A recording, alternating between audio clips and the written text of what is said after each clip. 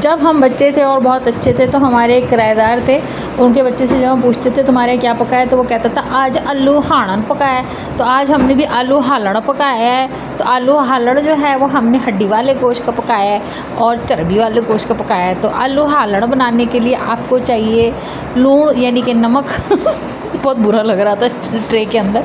1 teaspoon नमक, आधा teaspoon हल्दी, थोड़ी सी हल्दी, सारे सालन में हल्दी और 2 टीस्पून मैंने ली लाल मिर्च और 1 टीस्पून लिया गरम मसाला। ये घर का मसाला पिसा हुआ है इसलिए इसकी खुशबू तेज़ है।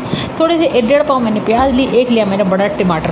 ये बम टमाटर है और ये बम टमाटर सालन के लिए बहुत है। आप चाहें तो 2-3 और ले सकते हैं, ये आपकी मर्ज़ी के ऊपर है। कोई हार्ड एंड फास्ट रूल नहीं है, कोई न्यूक्लियर मटेरियल नहीं बनेगा उससे। उसके बाद इसके अंदर 2 हरी मिर्चें मैंने ले ली। गोश्त मेरे पास जी हाँ ये बकरीद का गोश्त है। क्यों झूठ बोले, हम नहीं बोलते ये झूठ कि भाई बकरीद हुई थी हमने तो पहले दिन सारा गोश्त मार दिया। जो लोग ऐसा बोलते हैं ना, सबसे ज़्यादा गोश्त उन्हीं के फ्रीज़र में ठुसा हुआ होता है। उसके बाद ये मेरा हैंडी चॉपर है जो कि आपको मेरे पेज पर अवेलेबल है, आप लोग चाहे तो ले लें। क्योंकि मैं प्याज अब इससे चॉप करती हूँ, मैं हूँ कामचोर, मुझे करने होते हैं काम जल्दी जल्दी और अच्छे, तो इसलिए मैंने हैंडी चॉपर ले लिया है।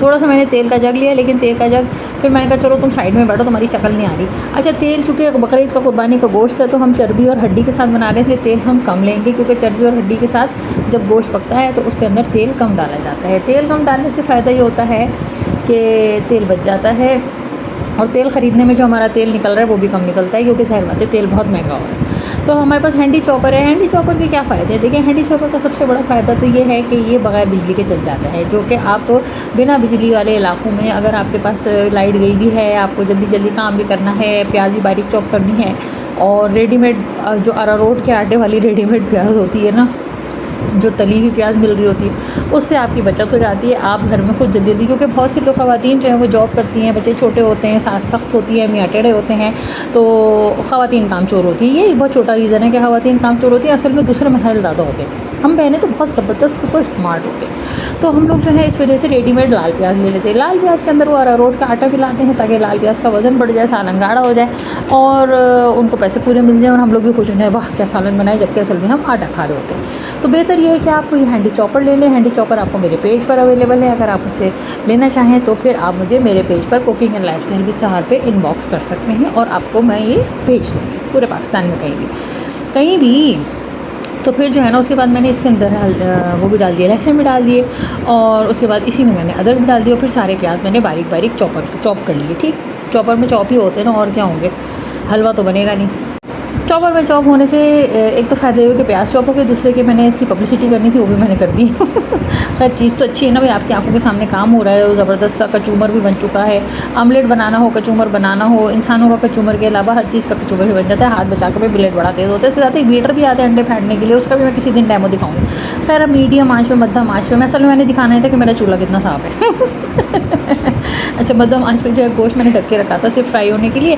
तो गोश्त आप देखें तेल बढ़ गया क्योंकि चर्बी और गोश्त ने भी अपना पानी छोड़ा है, तो इस वजह से ये बढ़ गया है। अब चूँकि गोश्त ब्राउन हो गया है और गोश्त ने थोड़ा सा ढीला हो गया है, तो ढीला होने के बाद जो है हमने इसको अच्छी तरह से हर तरफ से ब्राउन कर लेना है।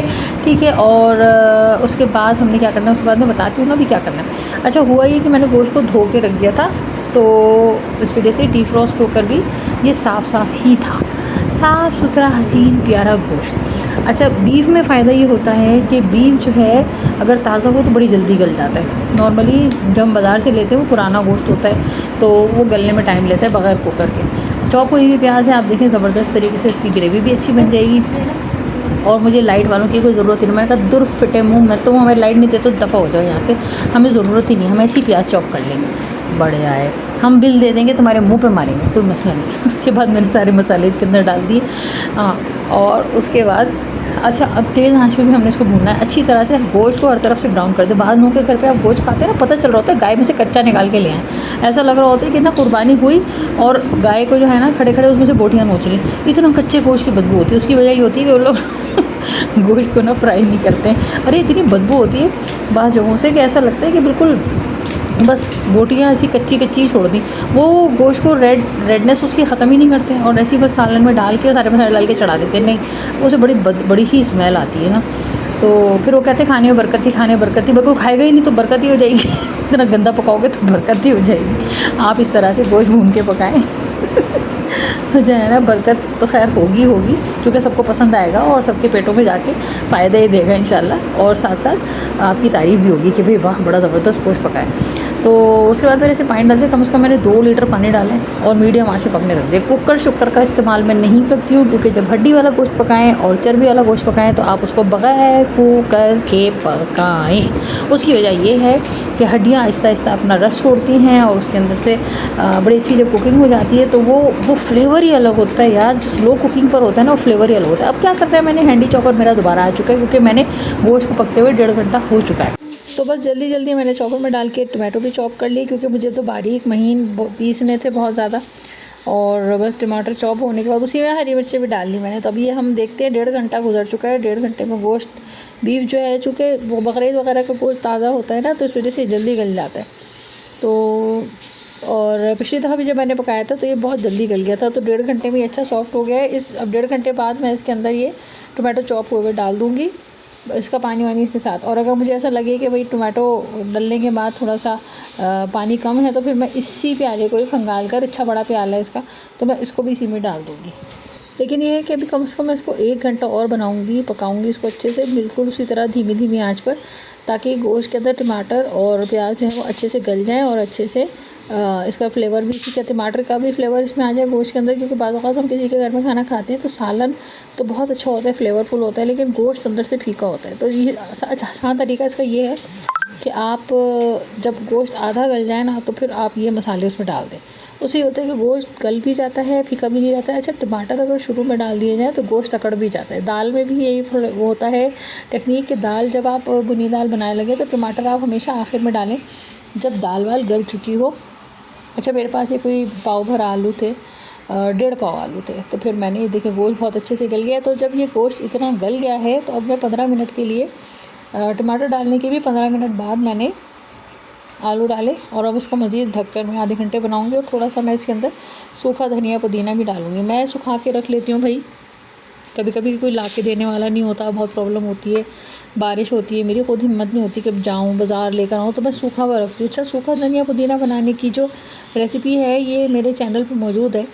और सिर्फ धनिया पुदीना नहीं बल्कि प्याज और लहसुन अदरक भी घर में आप जिस तरह सुखा के रखें उसकी भी है। अच्छा, इस स्टेज पे आप नमक और लाल मिर्च चख के डाल लें भाई, क्योंकि पहले अगर आप डालेंगे तो फिर वो, इस वक्त यह है कि आलू डलने के बाद और सबके बाद आप आराम से कर सकते हैं क्योंकि आलू काफ़ी मसाला और नमक चूस लेते हैं।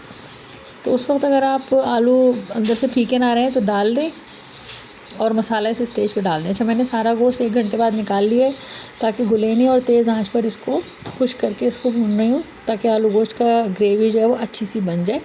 आप ये देखें कि मैंने इसके अंदर तेल बहुत कम डाला था और जो इसके नेचुरल ऑयल्स थे गोश्त के उसी के अंदर इसको बनाया है। और अब ये ग्रेवी आहिस्ता आहिस्ता यकजान होती जा रही है, मतलब अब इस स्टेज पे मैं थोड़ा सा ऑयल डालूँगी। अब ये ग्रेवी जो है वो बिल्कुल एक जैसी होती जा रही है।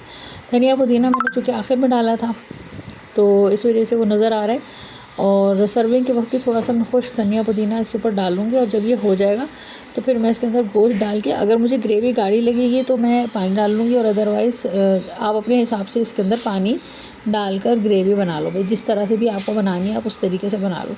हड्डी खासी बड़ी हुई ख़तरनाक किस्म की हड्डी लग रही है मुझे, मैं गोश्त गली है मैं इसको निकाल ही दूँ, खासी ख़तरनाक लग रही है। अच्छा, ये इतना कोई अनाड़ी वसाई हो ना तो फिर ये हड्डियाँ टेढ़ी मेढ़ी जो हैं ये बड़ी ख़तरनाक हो जाती हैं। खुदा न खास्ता दांत में लग जाएँ, बच्चों के आ जाएँ, तो फिर ये जो गोश्त वोश्त बनवाएं आप बकरीद का तो फिर किसी अच्छे वसाई से बनाएं। तो हमारा आलू गोश्त जो है वो आलू हालड़ जो है वो पक चुका है।